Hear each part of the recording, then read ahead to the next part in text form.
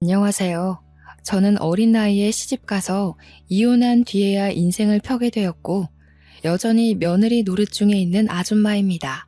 제게는 친부모만큼이나 은인인 시모가 한 분 계십니다. 다들 결혼을 하게 되면 시모와 적이 된다지만, 저에게 시모는 완전 다른 의미의 존재인데요.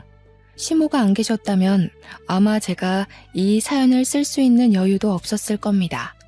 시모 덕분에 이혼을 할 수 있었고, 시모 덕분에 새 삶을 살게 된 저의 고군분투 사연을 들려드리고 싶어서 찾아왔어요.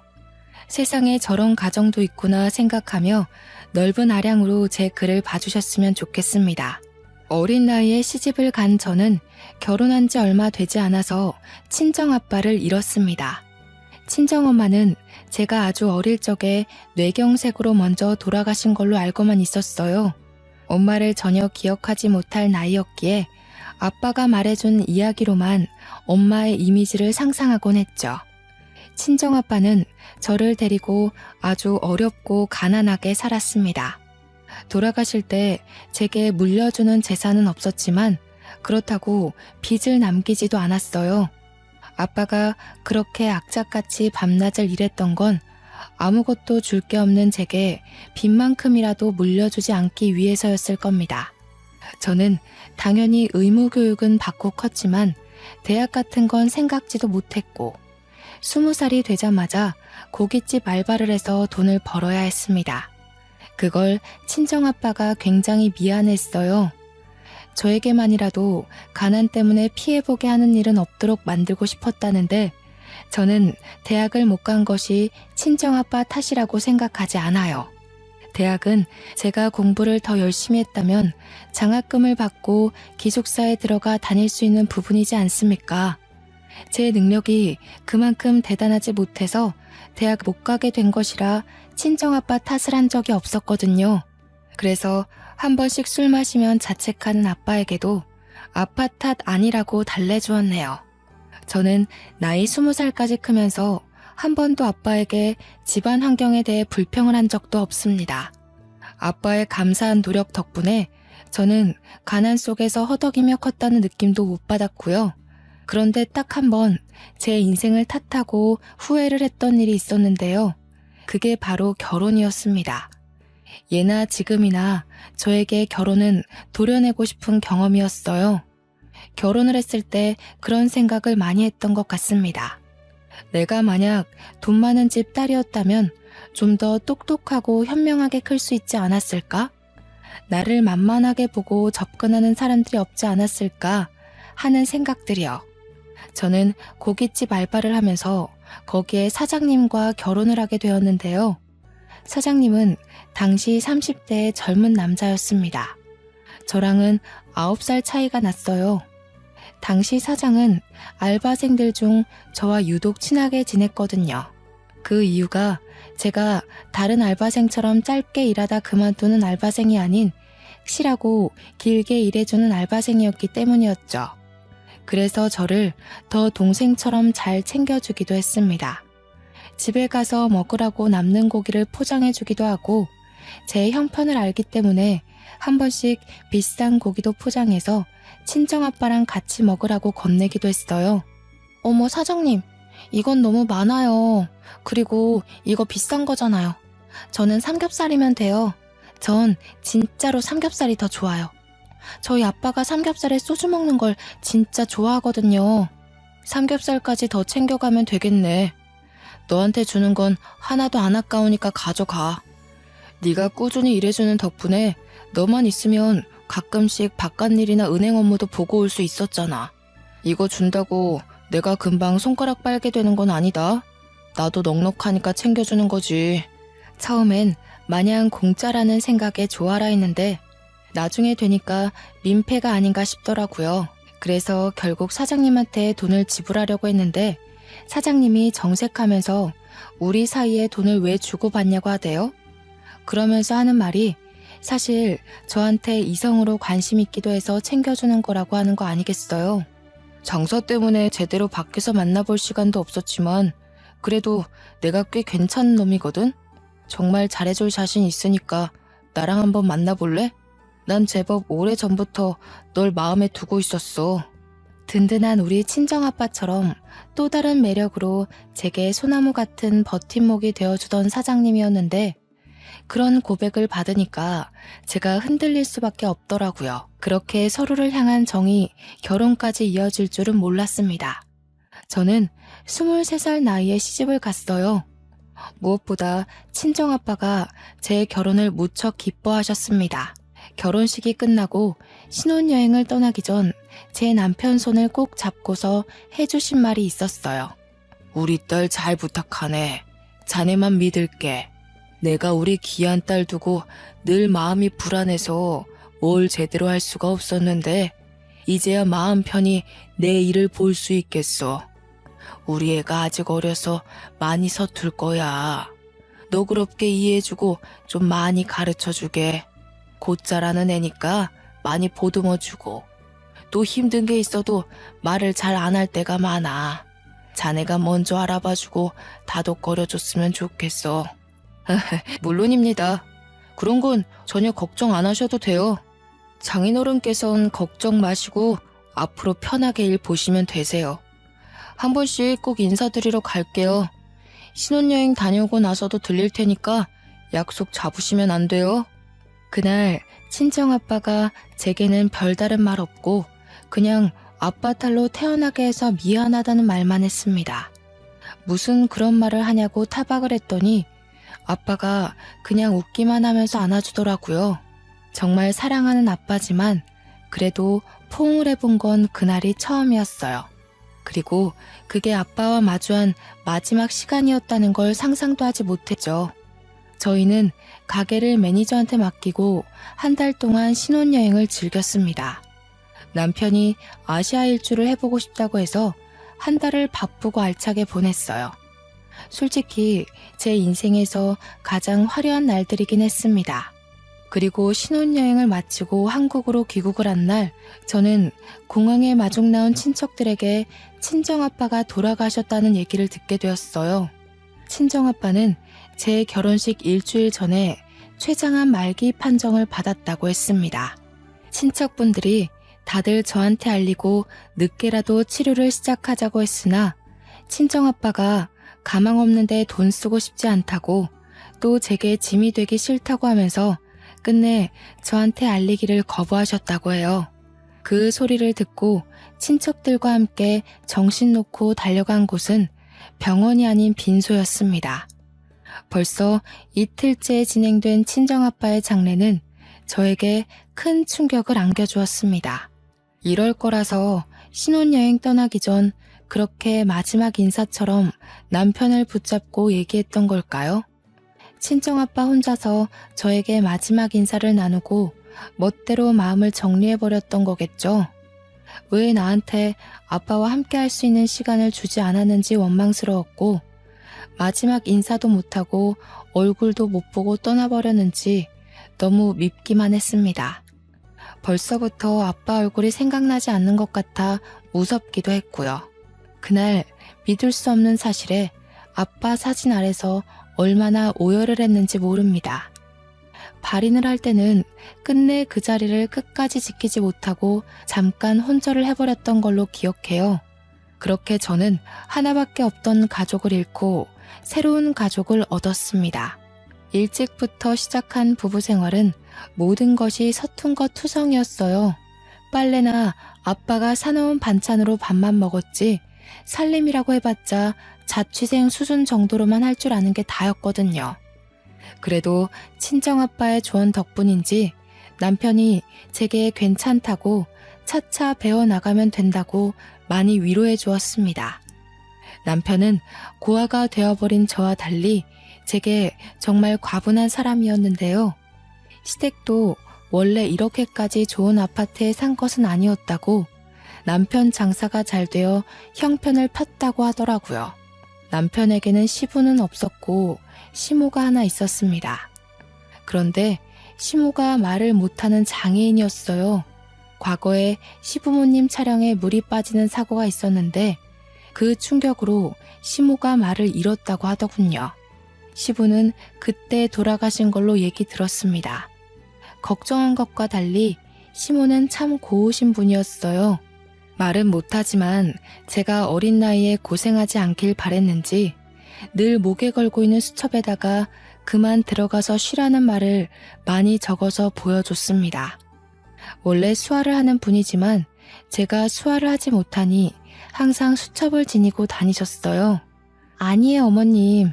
저도 얼른 배워서 남편 식사 제가 직접 차릴 수 있어야죠. 어머님께도 빨리 도움되는 며느리가 되고 싶어요. 지금은 민폐만 끼치는 것 같아서 죄송해요. 시모는 저를 정말 기특하게 봐주셨습니다. 나쁜 며느리가 들어오면 어쩌나 걱정을 많이 했다고 오히려 제게 고맙다는 말을 많이 해주신 분이죠. 저는 남편이랑 결혼하면서 하던 아르바이트도 안 하게 되었기에 시모랑 하루 종일 붙어있는 시간이 많았는데요. 시모가 저를 딸처럼 잘 챙겨주니 저도 시모를 엄마처럼 많이 의지하게 되더라고요. 덕분에 저는 결혼 생활 1년 반 정도 만에 거의 주부 10단 신랑만큼이나 살림을 잘하게 되었습니다. 시모의 도움과 저의 노력이 시너지를 일으켰기 때문이라고 생각합니다. 이젠 시모한테 묻지 않아도 웬만한 요리는 제가 알아서 할 수 있었고 식사 또한 시모와 남편이 자리에 오기 전까지 차려놓을 수 있을 정도로 실력이 늘었죠. 우와, 이게 뭐야? 해물탕을 했네? 자기는 어쩜 갈수록 요리 실력이 늘어? 내가 와이프 하나는 진짜 잘 뒀다. 그치 엄마? 남편이 아침마다 든든해서 일할 맛이 난다며 제 칭찬을 했는데 옆에서 시모 또한 고개를 끄덕이며 웃음을 보이더라고요. 집에서 아무것도 안 하는 며느리로서 마땅히 해야 할 일인데 과한 칭찬을 받으니까 쑥스러웠습니다. 남편 장사가 새벽 2시에 끝나기 때문에 저는 늘 남편이 올 시간쯤에 다시 잠에서 깼다가 남편을 챙겨주고 잠자리에 들기를 반복했어요. 남편은 저보다 더 힘들게 손님 상대하며 12시간 넘게 일을 하는데 이 정도 내조하는 건 전혀 힘들지 않았습니다. 그러던 어느 날은 남편이 알바생들이랑 회식을 한다며 늦게 들어올 거니까 먼저 자라고 하더군요. 제가 아르바이트 하던 때에도 가끔씩 회식을 했었기에 알겠다고 조심해서 들어오라고 말한 뒤 잠에 들었는데 한참 새벽이 되었을까 제 전화기가 징징 울리더라고요. 작은 진동으로 되어 있었는데도 금방 깰 수 있었던 이유가 희한하게 남편이 집에 안 들어오면 잠귀가 예민해지는 거 있죠. 남편이 무사히 귀가하는 걸 제 눈으로 봐야 안심이 되었어요. 정말 가족이라고 생각했기 때문이 아니었나 싶네요. 저도 남편 가게에서 오래 일했던 알바생이라서 거기 매니저와 알고 있는 사이였는데요. 오랜만에 매니저한테서 전화가 왔더라고요. 사실 연락처를 주고받고도 한 번도 전화는 해본 적 없던 사이였거든요. 통화해본 적 없는 사람이 다늦은 새벽에 전화가 왔다는 건 당연히 남편 문제가 아니겠습니까? 수진아, 오랜만이네. 잘 지내고 있지? 사장님이 술을 과하게 드셔서 뻗었거든. 좀 있으면 집 앞에 도착하는데 나와줄 수 있어? 한 10분 뒤면 도착할 것 같아. 역시 남편 일이 맞았던 거죠. 남편은 회식이 있더라도 한 번도 술 먹고 기절해 본 적 없던 사람이거든요. 너무 놀라서 저는 얼른 옷을 챙겨 입고 밖으로 나갔습니다. 잠시 기다리고 있었을까? 얼마 뒤 차 한 대가 아파트 입구에 섰고 보조석에 앉아있던 매니저가 내리더니 인사를 해왔습니다. 저희는 오랜만에 보는 거였는데도 안부 인사 나눌 정신 없었어요. 뒷좌석 문을 열고 남편을 꺼내기 바빴죠. 그런데 남편 혼자 있는 줄 알았던 뒷좌석에 어떤 여자 알바생이 함께 타고 있더라고요. 한눈에 봐도 예뻤고 화려한 타입이라는 게 드러날 정도로 미인이었습니다. 급하게 나왔다지만 파자마 잠옷에 바람막이 외투 하나 걸치고 있는 제 모습과는 차원이 다른 여성성이었죠. 어머, 안녕하세요. 사장님 와이프신 거죠? 저 이번에 사장님 가게에서 일하게 된 알바생이거든요. 오늘 제 환영회 하느라 오빠가 좀 거하게 마셨어요. 늦게 보내드려서 죄송해요. 제 남편을 오빠라고 부르는 것도 기분 나쁜데 자기가 뭔데 제 남편을 보낸다 만다 하는 건지 괜히 마음에 안 들어서 대꾸도 안 하고 그냥 고개만 끄덕했습니다. 매니저가 친히 엘리베이터까지만 남편을 실어주고 제가 이만 가보라고 해서 떠났어요. 저는 혼자 무거운 거구의 남편을 겨우 부축하여 집에 들어갔는데요. 잠자던 어머님이 제가 나가는 소리를 들었던 건지 미리 현관 앞까지 나와 있더라고요. 시모는 급하게 종이에다 메모를 적어 제게 보여줬습니다. 뭐하다 이렇게 술을 퍼마셨냐고 물었어요. 아이고, 어머님 깨셨구나. 조용히 나간다는 게 그만 큰 소리 냈나 보네요. 죄송해요. 남편이 오늘 회식이 있었거든요. 기분 좋은 일 있었는지 평소랑 다르게 많이 마셨나 봐요. 남편을 침대로 옮기는 데에 시모까지 나서서 도와줬고 시모는 바로 방으로 돌아갔습니다. 저 혼자서 남편 옷을 벗기느라 2차전을 벌이고 있던 중이었는데요. 남편이 자꾸 뭐라고 중얼중얼 거리는 겁니다. 이렇게까지 취한 걸 본 적이 없어서 여전히 낯설었어요. 완전 인사불성이 되면 혼잣말을 하는 주정이 있나 봅니다. 도대체 뭐라고 하는 건지 궁금해서 옷을 벗기면서도 남편 말에 신경을 기울이고 있었거든요. 그 주정을 자세히 듣자마자 덜컹 심장이 내려앉은 거 아니겠습니까? 남편이 자꾸 누군지 모를 여자 이름을 자꾸 중얼거리는 겁니다. 자세히 들어보니까 현정이라는 이름이었어요. 착각이겠지, 잘못 들은 거라 치부하고 싶었지만 남편은 제가 옆에서 눈을 감기 전까지 계속 현정이라는 이름만 불렀습니다. 그 때문에 신경이 쓰여서 거의 밤잠을 설쳤네요. 결국 다음날 남편한테 꿀물을 타주면서 현정이가 누구냐고 물어보게 되었습니다. 그러자 남편이 캑캑 사례가 들리더니 정신 번쩍 든 얼굴로 저를 쳐다보더라고요. 그러면서 그게 누구냐고 오히려 모른 척하대요. 당신 어제 술 먹고 와서 내내 현정이라는 사람만 찾았어. 모르는 사람 이름을 그렇게나 부른다고? 그것 때문에 내가 밤잠을 다 설쳤는데? 뭐래, 들었겠지. 쓸데없는 소리 말고 콩나물국 좀 끓여줘. 오랜만에 거하게 마셨더니 계속 속이 안 좋아. 그리고 나 씻고 바로 나가봐야 돼. 또 나간다고? 당신 집에 들어온 지 6시간도 안 넘었어. 아직 출근 시간도 아니잖아. 나중에 어머님 병원 가야 되는데 우리 안 태워다 줄 거야? 당장 가봐야 되는 일이야? 바깥일 하는 사람이 어디 직장에만 일이 있겠어? 다른 약속 있어. 엄마 병원은 당신이 택시 타고 다닐 수 있잖아. 택시비 줄게. 남편은 제게 카드를 쥐어주면서 아침밥도 안 먹고 그대로 불이 나게 씻고 나가버렸습니다. 뭔가 자리를 계속 피하려는 느낌이 들었어요. 그나마도 시모 병원 간다고 뒷전이 되어버렸지만요. 시모는 저와 함께 주기적으로 어장의 재활치료를 받으러 다녔는데요. 시모 말로는 혼자서 병원 다니실 때보다 저랑 같이 다니니까 의지도 되고 힘도 난다고 하더라고요. 의사도 시모가 옛날에 비해 언어를 이해할 수 있는 능력이 많이 향상되었다고 했습니다. 뇌 기능에 문제가 생긴 거라 완전 일반인까지 회복된 건 아니었지만 일상생활에 큰 어려움은 없을 거라고 하네요. 너무 기쁜 나머지 그날 시모와 함께 시모가 좋아하는 팥칼국수를 먹으러 갔던 기억이 납니다. 시모가 자기는 면을 잘 안 먹는다고 저한테 덜어주면서 전부 저 덕분에 몸이 많이 좋아진 거라고 또 고맙다고 하는 거 있죠? 어머님, 자꾸 그렇게 고맙다 하시면 저 버릇 들어요. 저한테 꾸짖을 거 있으면 과감하게 말씀해 주세요. 전 어머님 마음 불편하게 만들고 싶지 않거든요.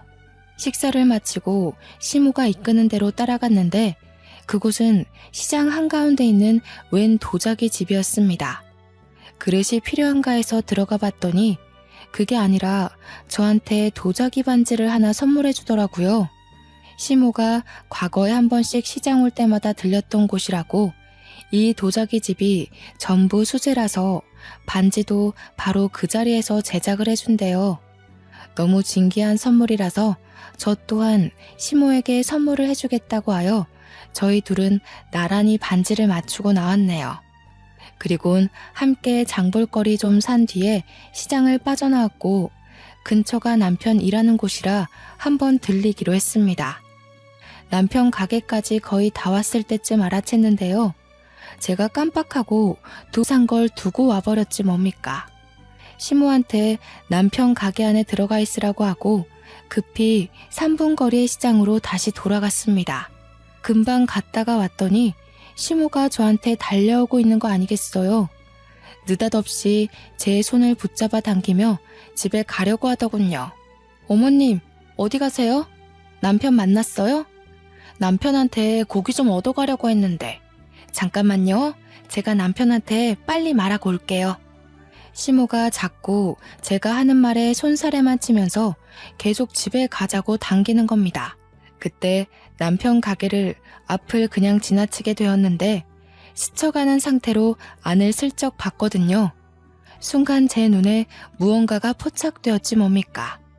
손님 몇 없는 테이블 사이로 카운터 쪽에서 웬 남녀가 사이좋게 손을 맞잡으며 노닥거리고 있는 걸 똑똑히 본 거죠. 시모가 당기는 바람에 금세 지나쳤지만 온몸에서 반응하는 촉이 저를 불안하게 만들었습니다. 저는 결국 저를 꼭 잡는 시모와 실랑이를 벌이면서 시모를 놓고 가게로 돌아갔어요. 아니나 다를까 지난번 집 앞에서 본 여자 알바생과 남편이 휴대폰을 같이 보면서 키득거리고 있는 거 아니겠습니까? 그것도 완전 커플이 몸을 부대끼고 있는 모습처럼요. 저는 주변 사람들이 쳐다보건 말건 신경도 안 쓰고 냅다 소리를 질렀습니다. 여보! 하고 고함을 쳤더니 남편이 깜짝 놀라서 저를 발견했고 그대로 알바생을 밀치더라고요.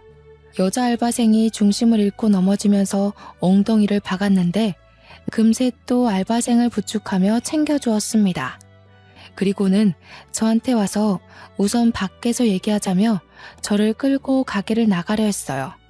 저는 그런 남편의 손길을 뿌리치면서 뭐하고 있었냐고 따졌습니다. 당신 설마 바람 피는 거야? 어제 당신 술 취해서 올 때 저 여자랑 같이 있었는데 그때부터 이런 짓 했니? 도대체 언제부터 이랬어? 시끄러워. 사람들 보잖아. 그리고 왜 연락도 없이 가게를 찾아와? 여기가 왔다 갔다 놀러 다니는 놀이터인 줄 알아?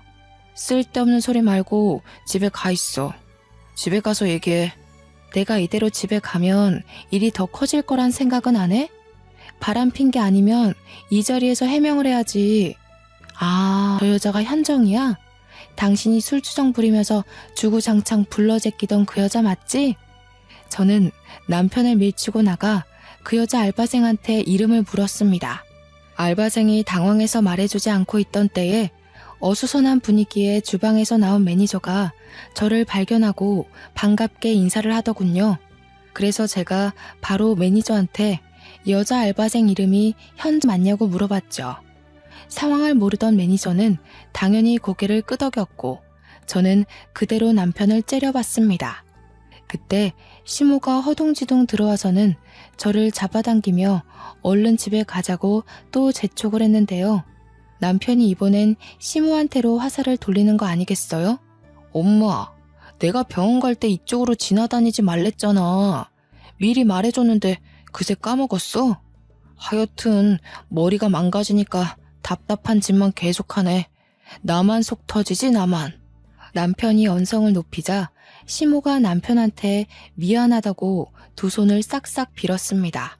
그러면서 시모가 다시 저를 끄집어 당겼어요. 그런데 곰곰이 생각해보니까 남편 말이 좀 이상하더라고요. 이쪽으로 지나다니지 말랬다고요? 그런 경고를 시모한테 미리 얘기를 했다는 건 이미부터 이런 수상쩍은 짓을 하고 다녔다는 거 아닌가요? 제가 그걸 눈치채고 다시 남편한테 따지고 물었더니 당황한 남편이 영업방해로 신고하기 전에 나가라고 협박을 하기 시작하더군요.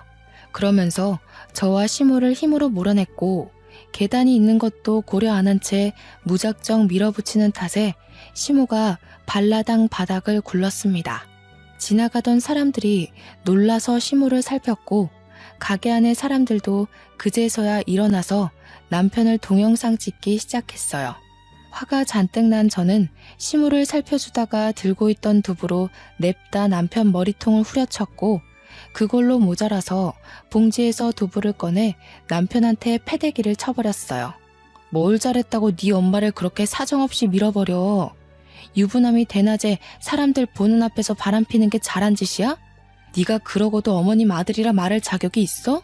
아이씨, 내 돈으로 먹고 자고 싸고 치료까지 받으면서 그럼 그건 누가 효도하는 건데? 이렇게까지 해줬으면 나머지는 당신이 며느리로서 해야 되는 거 아니야? 그러게, 내가 좋게 말할 때 집에 돌아갔으면 이 꼴은 안 당했을 거 아니야? 남편의 호통은 사람들의 주의를 모으기 충분했고 남편은 제 분에 못 이겨 우리를 내버려 두고서 가게의 깊숙한 곳으로 들어가 버렸습니다. 하는 수 없이 저는 시모를 챙겨 집으로 돌아왔는데 시모가 저한테 계속 미안하다고 계속 메모를 적어주더군요. 알고 보니 시모는 남편이 바람피고 있는 걸 진작에 알고 있었더라고요. 아들이란 이유만으로 또 며느리인 내가 상처받길 원치 않아서 모든 걸 모른 채 입 다물고 있었다고 자백했습니다. 어머님, 저 너무 화나요. 솔직히 어머님한테도 배신감 느끼고요. 차라리 다 말해주시지. 그럼 제가 어머님한테만큼은 이렇게까지 배신감 느끼지 않았을 거예요. 전 어머님 너무 좋아했는데 역시 핏줄 앞에선 진심도 아무 소용이 없네요. 저 혼자 어머님을 엄마로 생각했나 봐요. 하긴 아들보다 며느리가 좋은 시어머니가 어딨겠어요. 어머님, 저 때문에 부담스러우셨겠어요. 이젠 저한테 신경 끄셔도 돼요. 저도 그럴 테니깐. 그날 저는 결혼하고서 난생 처음 시모에게 상처 주는 말을 서슴지 않고 해버렸습니다. 시모가 저를 붙들고 미안하다고 사과를 했지만 용서를 받아주지 않고 외면을 했어요. 그렇다고 가진 돈이 없는 제가 바로 집을 나갈 수 있는 건 아니었습니다. 생계 때문에 당당하게 이혼하자는 소리도 꺼내지 못하고 이대로 남편과 냉전 상태만 유지했죠. 그러다 돈 없는 제가 끝내 이혼 결심을 한 계기가 생겼는데요. 바로 친정아빠의 첫 기일날이었어요. 남편과 사이가 안 좋더라도 장인어른 기일은 남편한테 알려줘야 할 것 같아서 막 일하러 출근한 남편한테 전화를 했거든요. 그런데 웬 여자가 받는 거 아니겠습니까? 바로 그 문제의 알바생 상간녀였어요. 네, 사장님 커피 사러 갔는데 뭐라고 전해드릴까요? 근데 사모님, 그 전에 제가 궁금한 게 있는데요. 오빠가 사모님한테 마음 뜬 거 알면서 왜 계속 붙어 있어요? 혹시 돈 보고 자존심 없이 참고 살고 있는 거예요? 뭐라고요? 그쪽이야말로 가게에서 개망신 당해놓고 왜 아직 내 남편이랑 만나요? 생각 똑바로 바뀐 사람이면 그 가게에서 일 그만둬야 되는 거 아닌가요? 어머, 설마 저랑 오빠가 그날 소동 때문에 사이가 틀어진 줄 알았어요? 순수하기도 하셔라. 사모님이 생각하시는 것보다 저랑 오빠 꽤 돈독한 관계예요. 특히 오빠가 저한테 푹 빠져있네요. 내 남편 돈 보고 붙어있는 건 내가 아니라 그쪽이겠죠. 얼마나 돈에 미쳐있으면 유부남을 꼬셔서 남의 가정을 파탄내요? 어린애라서 그런가? 사모님이 모르셔도 너무 모르신다. 세상에 돈이면 미치는 사람들 많아요. 돈이란 건 남녀 불문, 나이 불문, 국적 불문하고 굉장한 가치잖아요? 참, 그거 알아요? 사모님 한 번씩 혼자 장 보러 갈 때 이미 어머님한테는 여러 번 인사를 드렸어요. 상간녀 발언에 흔들리고 싶지 않았는데 결국 저는 마지막 말을 듣고서 심장이 내려앉아 버렸습니다. 그대로 전화를 끄는 저는 당장 시모방을 찾아가서 물었습니다. 그러니 시모가 죄인처럼 고개를 숙이면서 맞다고 수긍하더라고요. 제게는 그것이 정말 청청병력 같은 소식이었고 결국 저는 그 자리에서 이혼을 결심해버렸죠. 여기서 더 실망하게 된다면 저 어머님한테 해코지하고 싶을지도 몰라요. 어머님 변명 더는 안 듣고 싶으니까 메모 적지 마세요. 제가 이 집을 나가는 게 맞았어요. 가진 게 없어서 남편이랑 상간녀 소송할 돈이 없다는 게 진짜 너무 서럽네요. 그렇게 저는 남편에게 이혼을 요구했고 집을 나설 때 합의 이혼서에 도장을 찍었습니다. 제출은 시간 많은 제가 하기로 했고 남편은 저를 전혀 붙잡지 않았어요. 그날 제가 난리친 덕분에 남편 가게 이미지가 인터넷에서 소문이 쫙 나버리는 바람에 매출이 뚝 떨어졌거든요. 그래서 남편은 제 꼴을 진작에 보고 싶지 않아 했습니다. 이혼을 하게 되면 저는 남편보다 더한 가난을 얻게 되겠지만 몇 없는 짐과 재산 분할로 제게 떨어질 돈만 있는 걸로 만족하기로 하고 집을 나가게 되었어요. 제가 집을 나가는 당일 시모가 저를 방으로 불렀는데요. 솔직히 시모가 미워도 그동안 엄마라고 생각하고 믿고 의지했기에 시모를 두고 가는 것이 마냥 편치만은 않았습니다. 아니나 다를까 시모도 마찬가지였나 봅니다.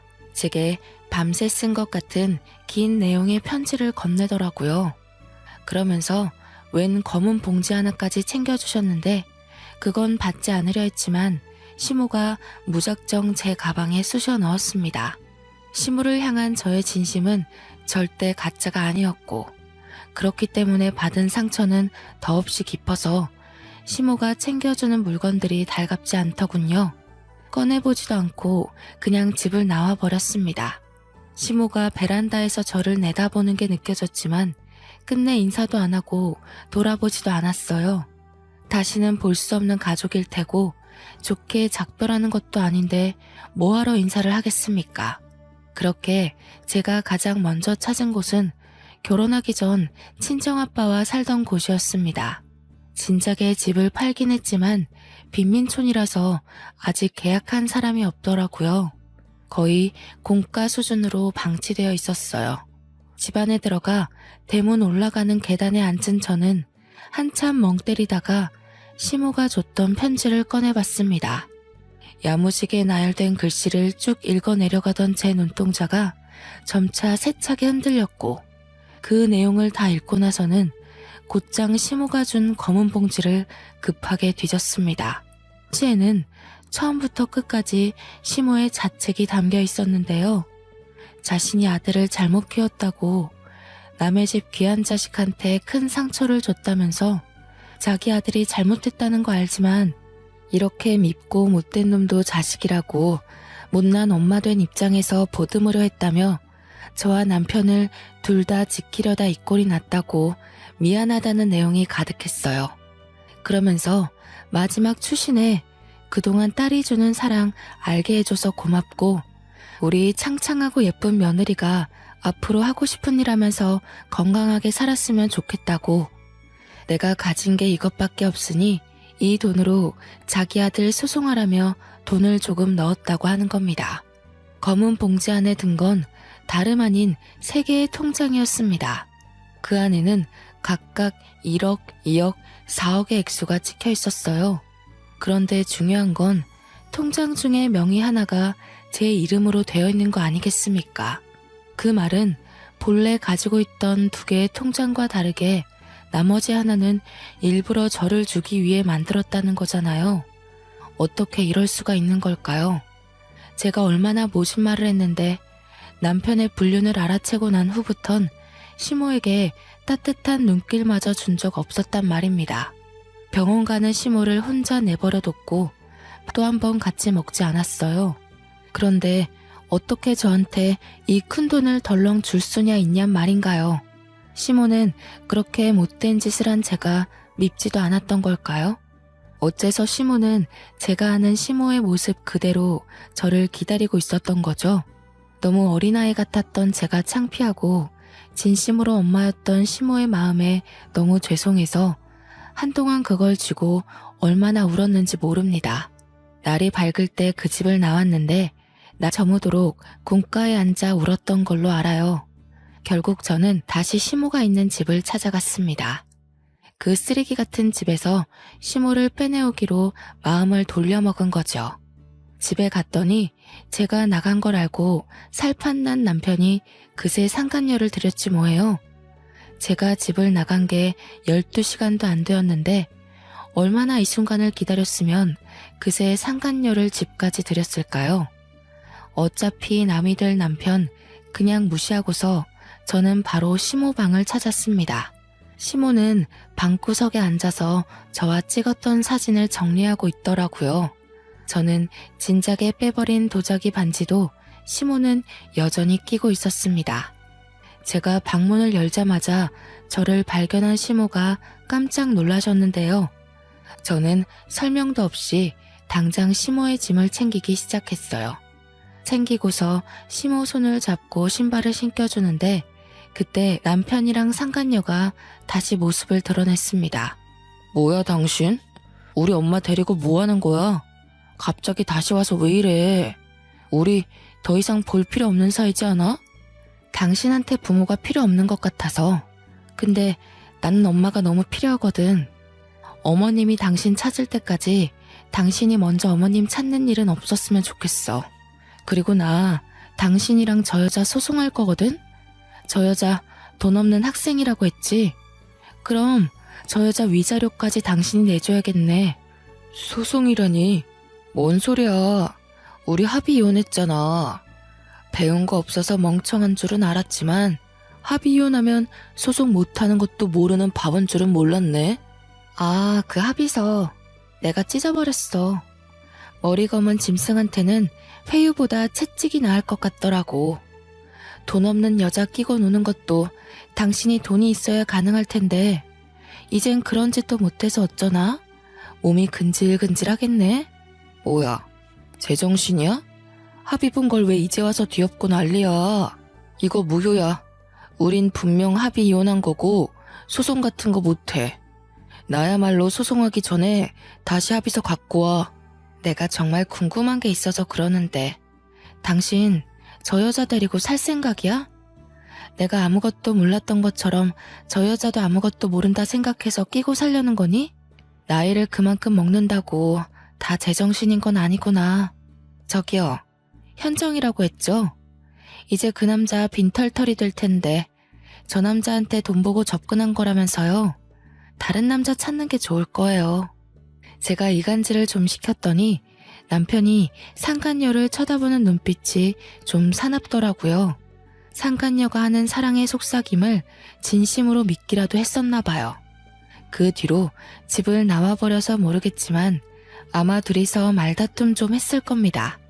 그대로 시모를 데리고 나온 저는 계속해서 시모한테 별다른 설명을 해주지 않았습니다. 무작정 비싼 호텔로 가서 방을 잡았죠. 맨날 마트보다 시장을 전전하며 한 번도 사치를 부린 적이 없는데 그날만큼은 어머님과 함께 기분 전환할 수 있는 곳에 있고 싶었어요. 죄송해요 어머님. 어머님 뜻 안 물어보고 마음대로 모셔와서요. 다시 돌아가고 싶다고 해도 괜찮아요. 대신 오늘만은 저랑 같이 있어주세요. 호텔방에 들어와서야 저는 시모 앞에 고개를 숙이며 어리석었던 마음을 용서 빌었습니다. 제 말을 듣고 시모는 제 손을 꼭 잡아주면서 그러지 말라고 하더라고요. 그러면서 입모양으로 고마워 이 말 한마디를 하는데 내내 불안했던 제 마음이 사르르 풀려버렸지 뭡니까. 솔직히 무서웠거든요. 남편한테 그렇게 덤비면서도 어머님을 데리고 당당하게 나오면서도 잘못된 일을 저지르고 있는 것 같아서 조마조마했단 말이죠. 그런데 아니래요. 저더러 참 기특하게 잘했대요. 시모가 그렇게 말해주는데 두려웠던 마음이 싹 가시면서 눈물이 나더라고요. 아마 시모 품에서 몇 분을 엉엉 울었을 겁니다. 저는 시모가 준 용기로 끝내 남편과 상간녀를 소송하였습니다. 그리고 부동산을 돌아다니면서 시모와 함께 새로 살 작은 집을 구했어요. 남편한테 위자료 받은 게 생각보다 많아서 뭐라도 돈벌이를 해볼 시도를 할 수 있게 되었는데 시모가 저더러 기사식당 한번 해보지 않겠냐고 하더라고요. 제 요리 실력을 썩히기 아깝다고 작은 기사식당 하나 차려서 저렴하게 장사해보자고 권유를 하였습니다. 제가 어머님한테 요리를 배운 사람이니까 어머님 손맛도 당연히 장난 아니거든요. 그걸로 자리만 잡는다면 나쁘지 않게 살아갈 수 있을 것 같아서 저는 시모의 뜻을 따르기로 했습니다. 때문에 현재는 장사를 준비 중에 있어요. 언제까지 시모가 제 곁에 있을지 모르겠지만 만약 어머님이 다시 아들 곁으로 가고 싶다고 하면 그땐 정말 미련 없이 보내줄 생각이에요. 그러기 전까진 제가 엄마로 모시면서 병원 치료를 계속 함께 다닐 예정이고요. 물론 천류는 제가 함부로 끊을 수 있는 것이 아니기에 언젠가는 전 남편을 다시 마주할 날이 생길지도 모릅니다. 그러나 그런 각오도 안 하고서 시모를 모시고 나온 것이 아니에요. 시모와 함께 사는 내내 전 남편과 맞서야 되겠지만 그럼에도 불구하고 저는 시모한테 받은 은혜를 모른 척할 수 없었고 어머님이 주는 마음과 사랑이 제게는 너무나 절실한 가족의 온정이기에 절대 놓을 수 없었습니다. 제 선택을 후회하지 않습니다. 시모가 아니었다면 지금도 장사할 미천은커녕 또 어디서 아르바이트나 하면서 자격증을 따야 하나 말아야 하나 전전하며 살았을지도 몰라요. 누가 뭐래도 시모는 제게 은인이고 가족입니다. 시모와 며느리 사이가 이렇게 애틋할 수 있다는 거 좀 껄끄럽고 불편할 수 있다고 생각합니다. 저희를 관계를 아시는 분들은 실제로 앞에서 기분 상할 만한 눈빛을 보내기도 하니까요. 아무렴 어떻습니까? 엄마라는 존재는 친엄마가 아닌 다른 모양으로도 존재할 수 있다고 봅니다. 제가 엄마로 느꼈다면 엄마라고 부르며 살 수 있다는 거예요. 참, 어머님이 최근 제게 한 가지 또 제안한 것이 있는데요. 저더러 위자료 남는 돈으로 학교를 다녀보라고 하더라고요. 제 나이가 이제 막 26살이 되었습니다. 고등학교 졸업한 지도 6년이 지났고 책 안 읽은 지도 너무 오래됐는데 갑자기 공부를 하는 게 어떠냐고 해서 좀 당황했어요. 어머님은 제가 아직 어려서 앞으로 세상 풍파를 겪을 날이 더 많아질 거고 나쁜 목적을 가진 사람으로부터 스스로를 지킬 수 있는 사람이 되려면 공부를 해야 된다고 하더군요. 그러면서 자기가 언제까지 목숨이 붙어 있을지 모르니 제가 홀로서기를 할 수 있는 능력을 길렀으면 좋겠다고 했습니다. 그 소리를 처음 들었을 땐 무슨 그런 말을 하냐고 시모를 나무랐는데 생각해보니 시모의 말이 틀린 것 없더라고요. 그래서 최근에는 수능 문제집을 샀습니다. 대학 입학까지 얼마나 기간이 걸릴지는 모르겠으나 장사를 같이 하면서 틈틈이 공부를 해볼 계획입니다. 검색을 하다가 우연찮게 알게 된 건데 수화 언어학과가 있더라고요. 그걸 본 날부터 제게는 수화 통역사라는 꿈이 생겼어요. 학교 다닐 때도 목표 같은 것 없던 제가 난생 처음 되고 싶은 직업이 생겼다는 겁니다. 이 모든 마음가짐도 다 지금의 어머님 덕분이었죠. 열심히 공부해서 훌륭한 수화 통역사가 되어서 시어머니한테 제대로 효도하고 시모와 더 깊은 감정을 공유할 수 있는 사이가 될 거예요. 성인이 되자마자 결혼이라는 짧고 굵은 고비를 넘겼는데 왜 그랬을까 너무 후회가 되면서도 한편으로는 시모를 만날 수 있게 된 기회가 된 것이라 행운을 얻었다고 생각합니다. 뭐든 하나를 얻으면 하나를 잃을 수밖에 없다는 걸 뼈저리게 깨우친 것 같아요. 제 사연을 듣고 계신 모든 청취자분들께서도 혹시 잃은 것이 있다면 그걸로 너무 좌절하지 말았으면 좋겠습니다. 금방 기쁘게 일어설 수 있는 기회가 생길 거라고 믿어도 되니깐요.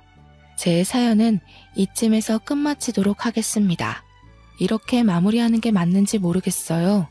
처음 써보는 것이라 부족한 부분이 많았을 거라 생각이 드네요. 뭐든 역시 처음은 서툴 수밖에 없나 봅니다. 그럼에도 불구하고 시간 내서 얘기를 들어주신 모든 분들께 감사 인사를 전합니다.